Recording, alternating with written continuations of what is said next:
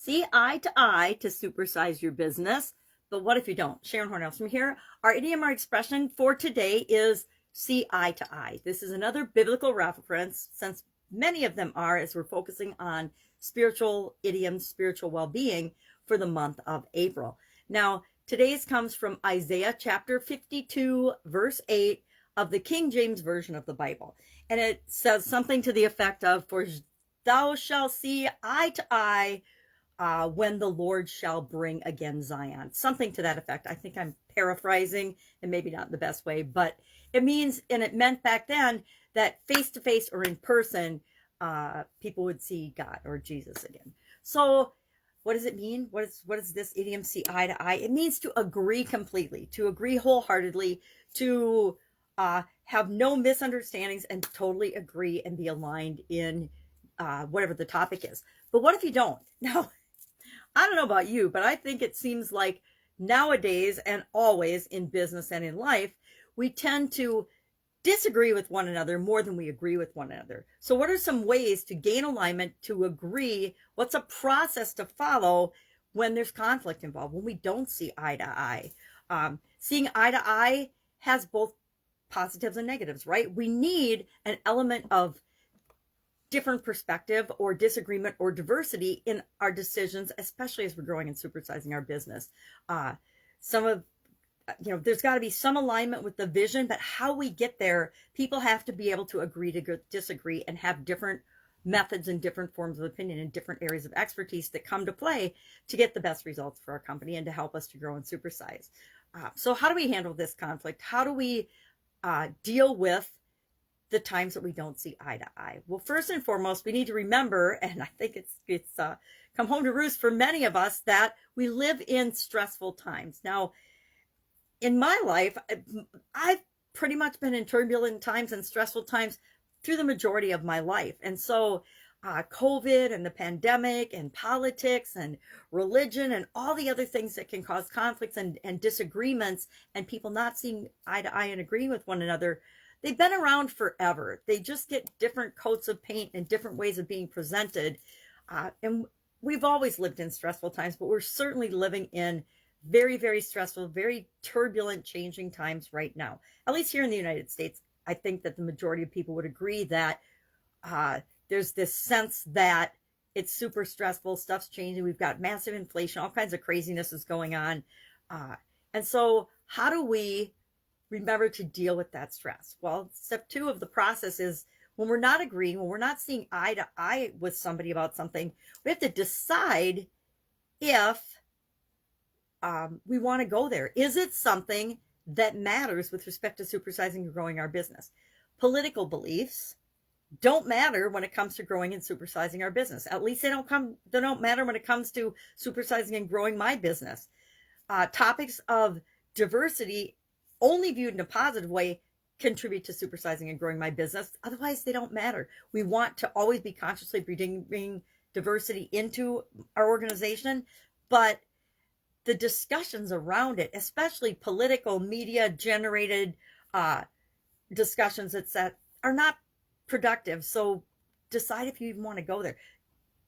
I chose a long time ago in my businesses and in my companies that politics and religion were off the table. They were not part of the conversation. They were not part of the discussion. They were not topics for around the water cooler discussion any more than gossip or trashing other people or was allowed. It's just, no, that's not part of our culture.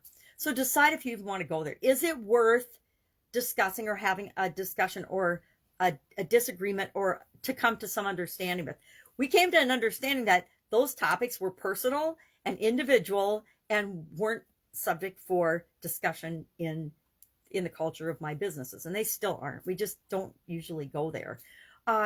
So decide, number 1, realize that we're living in stressful times and people are going to have lots of disagreements and conflict. We're all exposed to different things and all of our experiences are different. Number 2, decide whether you want to go there or not. Is it even worth discussing or having a conversation? Maybe the conversation is just, hey, we're not going to even go here with this because it's going to hurt someone's feelings. It's going to cause a negative check mark or hatch or ding in our culture, and we don't want that to impact us in any way, shape, or form, because it doesn't really matter. What I believe religiously and you believe religiously has zero to do with how I'm going to grow and build and supersize my business.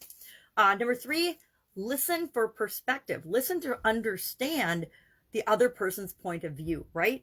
Whenever we don't agree with something or we don't see eye to eye, it's a lot of times based on the way we're looking at the situation.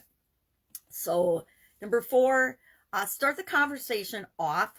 I believe in starting negotiations off this same way, because negotiations and seeing eye to eye on something are conflict resolution, right? Usually the only reason you're negotiating is because there's a conflict.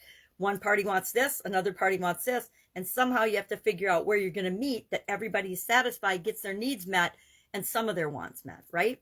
So listen for perspective. Start the conversation off with understanding, meaning start from the other person's point of view and work your way back to have the conversation. And I hope I'm explaining that clearly. It's really important to let the person that you're not agreeing with know that you're open to starting the conversation where they are.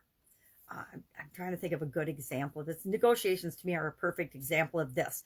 Whenever we went into negotiations in different organizations that I've worked with, and whenever I go into a negotiation now, I start off by finding out and listening, where the heck are they, and what is it that they want? What is it that they need? And once I start from there and work with, okay, well, you want this amount of money for your salary. This is all that we can afford. How are we going to meet, and how are we going to figure this out? Maybe there's some creative ways we can find to meet both of our needs. I hope that's a good enough example. Number 5, look for where there is agreement, because although when we're not agreeing and we feel like there's conflict and we're not seeing eye to eye with somebody, once we get into it, we usually realize that we're much more in agreement than we think we are. This reminds me of discussions with my ex-husband. We would think that we were this far apart, but actually once we started talking about it, we realized we were actually in the same exact position and in agreement. We were just describing it differently and approaching it from a different perspective. On number 6, talk less and listen more. Talk less and listen more. The only time we learn anything is when we're listening. When we're talking, we might be teaching something, or usually we're lecturing or pontificating or getting our point across. But it's when we're listening that we figure out everything we need to know to resolve the conflict or to see eye to eye on something. Number 7, avoid using but. Now, I specifically used but in the title of this video today because I wanted to remember that it's one thing we want to avoid. Whenever we say something and then we say but, it totally negates the thing that we say. So if you're trying to give someone a compliment and you say these things and then you say but, and then whatever comes after the but is the only thing that people hear. They've done scientific studies on this. So if you can cut but out of your vocabulary, especially when you're discussing things that there isn't complete agreement on, it will always help you in the end. Number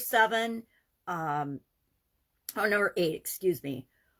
Resist being dramatic or provocative, right? There's plenty of drama in the world right now. And when you're not seeing eye to eye, if you up your level of drama or provocativeness or sarcasm or anything, it's going to make it harder to see eye to eye with somebody. Number 9, know that disagreements are okay. They're absolutely okay, right? So often we feel like if we disagree with someone, that's a bad thing. But it's just because we don't see eye to eye on something it's not bad or good. It's just we have a different perspective. We have a different way of looking at it. And how can we find common ground and know that we're more alike than not alike? It's like human beings. We are much more alike than not alike. And then finally, know when to fold them, know when to walk away, know when it's not a lost cause, but it's not the right time to continue trying to gain agreement and alignment or see eye to eye on something. Sometimes the other person needs to, or you need to walk away and give yourself time to go over the conversation or the situation or the experience, and then come back after having taking a few minutes to think about it, or maybe taking a few days to think about it. This reminds me of, handling any type of conflict or argument.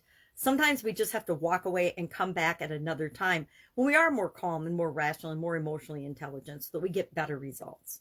So I would love to know your favorite way to handle conflict. That would be number one. And number two, have you used this expression? I guarantee I've said many a time, all right, we obviously don't see eye to eye on this. What are we going to do?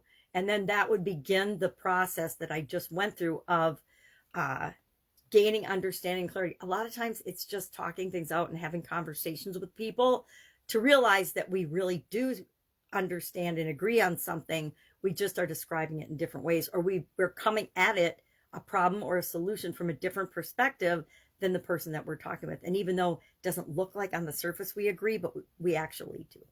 All right, have an awesome day. I will, of course, be with you tomorrow with another interesting spirit-related idiom or spiritual-related idiom for the rest of this month. If I can help you in any way, ask. Otherwise, have an amazing day. See how often you see eye to eye with people or not.